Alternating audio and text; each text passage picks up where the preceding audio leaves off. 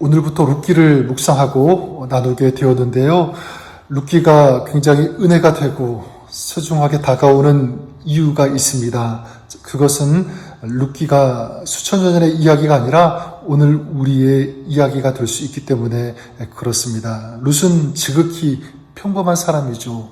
룻이 살아가고 만나는 그 이야기들은 오늘 우리의 이야기들과 공통되는 부분이 많습니다. 따라서 룻기에는 우리가 들어야 하고 배워야 하는 메시지들이 있다라고 믿습니다. 또한 룻기가 중요한 이유, 룻기는 회복해 하시는 하나님의 이야기이기 때문에 그렇습니다. 회복 정도가 아니라 몰락해버린 가정을 통해 메시아 예수님을 보내시는 하나님의 이야기죠. 자, 그렇다면 룻의 가정을 축복의 통로로 사용하신 하나님의 그 역사는 오늘 우리의 삶, 우리 가정의 이야기가 될 수 있다는 것입니다. 룻기는 이렇게 시작하죠. 1절에 사사들이 치리하던 때에 그 땅에 흉년이 드니라. 유다 베들레헴의 한 사람이 그의 아내와 두 아들을 데리고 모압 지방에 가서 거류하였는데 사사시대 그 땅에 흉년이 들었다. 네, 룻기의 이야기는 무엇으로 시작합니까? 흉년으로 시작합니다. 자, 이렇게 베들레헴 땅에 흉년이 들자 유다 베들레헴에 살던 한 사람이 아내와 두 아들을 데리고 모압 땅으로 가서 거기서 우거하게 되죠. 그리고 2절에 보면 그들이 누구인지 소개가 되고 있는데 이 가정의 가장 엘리멜렉이었고요. 그의 아내 나오미 그리고 두 아들의 이름은 말론과 기럧이었습니다. 그런데 이들이 모압으로 피신한 지 얼마 안 되어 가장인 엘리멜렉이 죽고 말았습니다. 3절에 말씀하죠. 나오미의 남편 엘리멜렉이 죽고 나오미와 그 두 아들이 남았으며 그 두 아들 모압 여인 중에서 아내를 취하게 되는데 한 명이 오르바, 다른 한 명은 바로 룻이었습니다. 이들은 결혼한 지 10년이 지났지만 아이를 낳지 못하였고 두 남편이 세상을 떠나고 말았습니다. 그리고 5절 이들의 상황 이렇게 기록합니다. 말론과 기럧 두 사람이 다 죽고 그 여인은 두 아들과 남편의 뒤에 남았더라. 여러분 1절부터 5절까지를 한마디로 이렇게 정의할 수 있을 것 같습니다. 인생의 흉년, 가정의 흉년이죠. 흉년을 피해서 모압 땅으로 왔는데 거기에서 더 큰 흉년을 맞이하게 된 것입니다. 그래서 여기 나오는 나오미의 이름, 기쁨이라는 그런 뜻을 가지고 있는데 그녀의 그 기쁨의 인생이 무엇으로 바뀌었습니까? 슬픔의 인생으로 바뀌게 된 것입니다. 자, 그러면 이런 흉년, 이런 비극의 원인이 무엇일까 생각해 볼 수 있겠죠. 보통 그 원인을 이렇게 찾습니다. 이들이 베들레헴 땅에 있지 않고 모압 땅으로 갔기 때문이다. 믿음이 아니라 육신의 눈에 보이는 것으로 결정했다. 그것으로 갔기 때문이다. 아브라함의 조카 룻이 소돔과 고모라 땅으로 간 것처럼 그렇게 생각할 수 있는데, 근데 여기서 우리가 알아야 될 것은 성경은요, 이 같은 이들의 흉년, 이 비극의 원인이 무엇인지 정확히 밝히고 있지 않다는 것입니다. 침묵하고 있습니다. 왜일까? 두 가지 이유가 있다라고 생각합니다. 첫 번째는 인간에게 닥치는 이 재난과 비극은 설명할 수 없는 것이 더 많기 때문이죠. 오늘 말씀에 이 나오미의 가족, 약속의 땅, 축복의 땅이라고 할 수 있는 이 베들레헴에서 먼저 흉년을 만났습니다. 무엇을 알 수 있죠? 약속의 땅이라고 해서 고난에서 면제되는 것은 아니라는 것입니다. 이것은 오늘날 우리 그리스도인의 삶에서도 마찬가지입니다. 예수님을 믿고 그리스도인이 되었다고 해서 고난과 아픔이 없는 것 아니죠.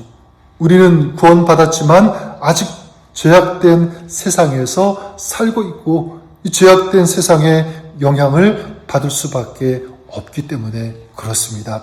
그리고 이 비극의 원인을 밝히지 않는 중요한 이유, 자, 그것은 앞으로 어떻게 해야 하는가가 더 중요하기 때문에 그렇습니다. 그래서 1절부터 5절까지를 보면 뒤에 남았다라는 표현이 계속 나오죠. 3절에 나오미와 두 아들이 남았으며, 5절에도 그 여인은 두 아들과 남편의 뒤에 남았다. 성경이 강조하고 있는 것이 무엇입니까? 앞으로 살아가야 할 미래가 있다라는 것이죠. 성경은 여기에 포인트를 두고 있는 것입니다.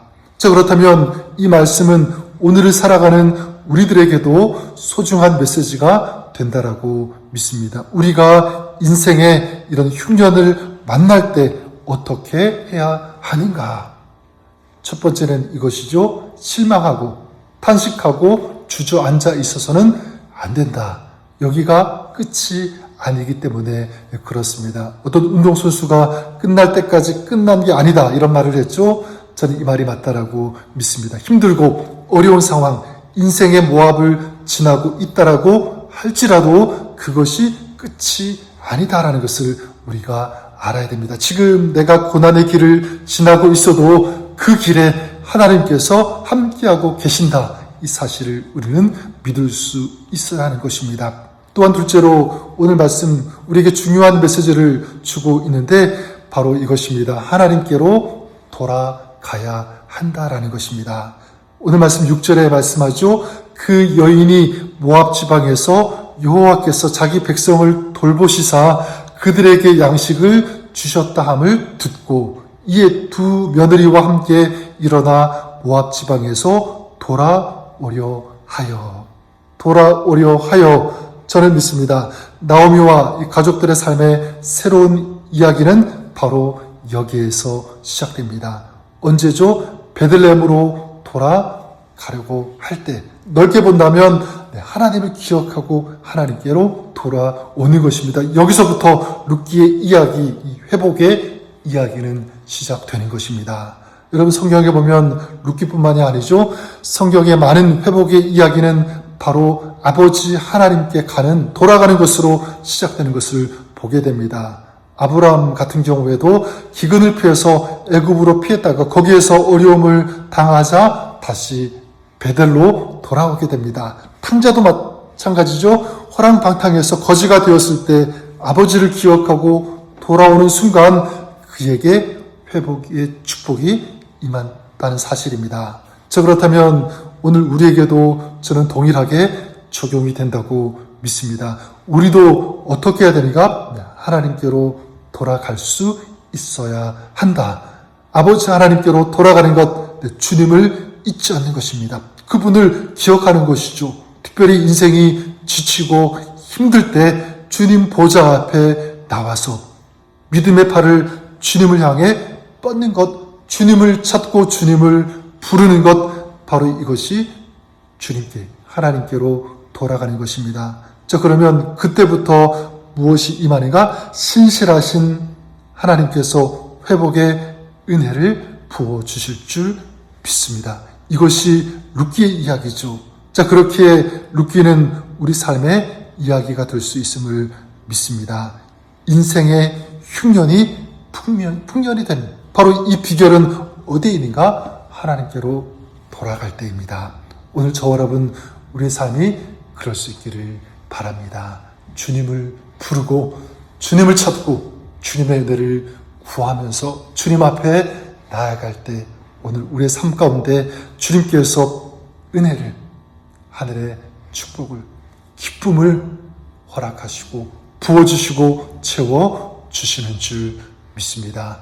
이런 주님의 은혜가 풍성이 넘치는 복된 하루, 우리 주님과 함께 살아가시는, 승리하시는 저와 여러분 우리의 삶이 그렇게 될 수 있기를 우리 주님의 이름으로 간절히 축원합니다. 기도하겠습니다.